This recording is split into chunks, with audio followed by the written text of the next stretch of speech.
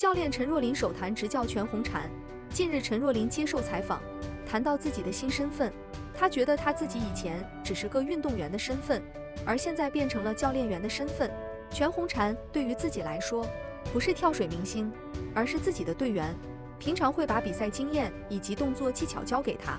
早前全红婵换教练引来外界广泛讨论。陈若琳作为全红婵的新教练，经常被网友吐槽不会执教，原因是自东京奥运会之后，全红婵经常在预赛拿下第一，但是决赛却是第2名，这让不少网友觉得意难平，特别是全红婵的粉丝。其实，教练陈若琳曾经拿过5枚奥运金牌，战绩满满，能力来说的确够格，粉丝还是不要过于担心了。你说说陈若琳教练，他是一个什么样的教练？他很好，然后在训练上，然后会鼓励我，帮助我，然后去面对困难，然后在生活上也会教我一些我遇到的难题啊，也会买书给我看，买书给你看。你觉得陈若琳教练是一个和蔼的教练，还是一个挺严厉的教练？有时还有时挺严厉的，有时候在训练方面挺严厉的吧。基本上教练在训练上都会有严厉的时候。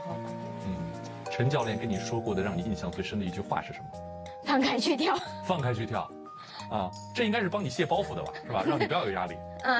管用吗？这话？挺管用的，我记。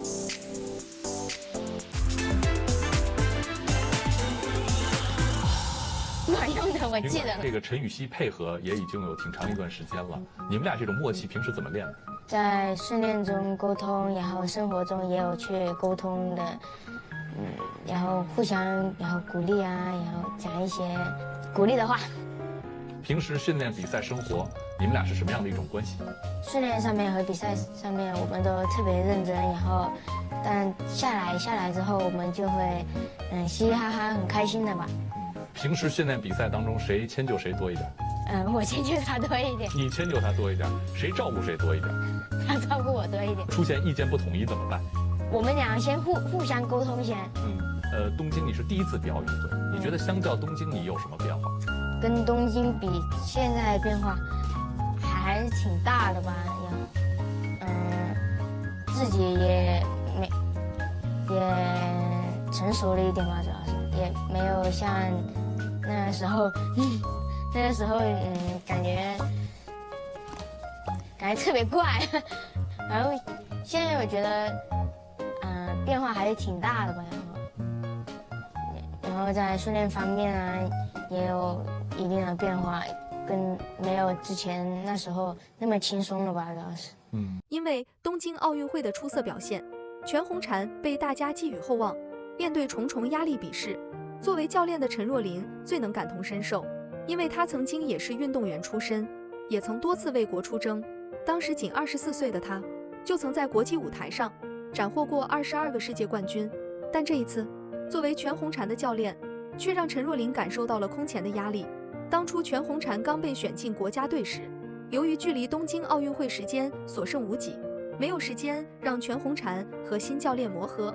为了她能够有个稳定的心态，所以即便进入国家队后，也一直是启蒙教练何维仪陪同她训练和参加比赛。当她在奥运会上夺冠后，才把教练换成了陈若琳。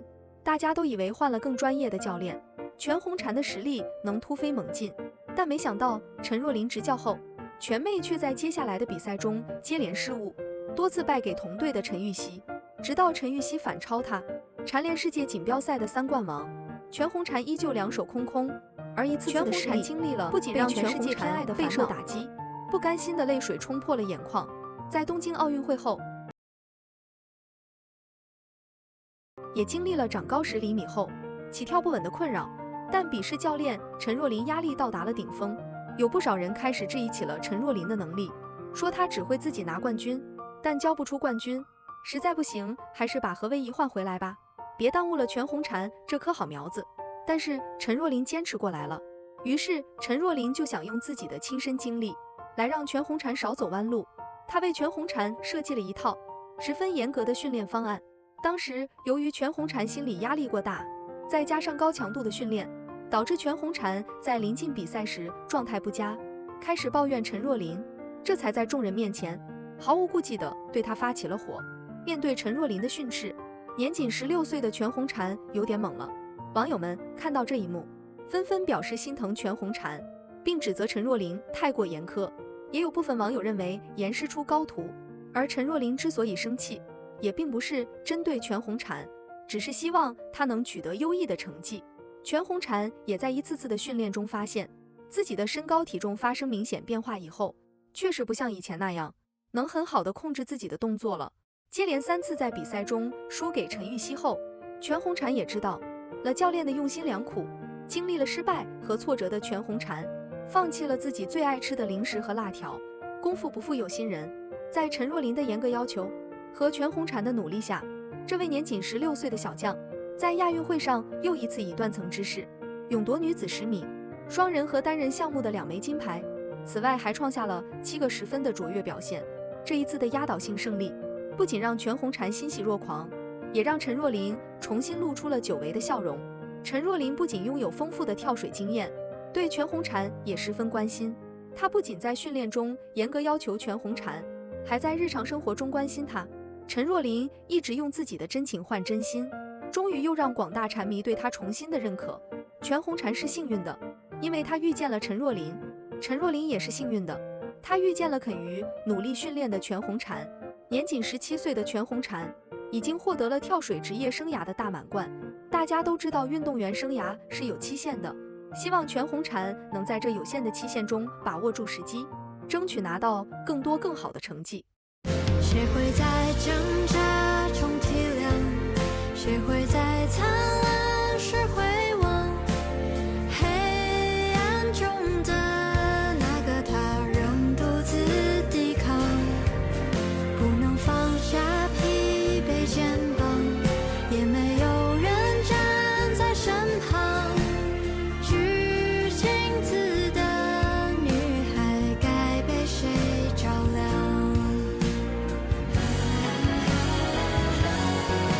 镜子坠落化成碎片，千万个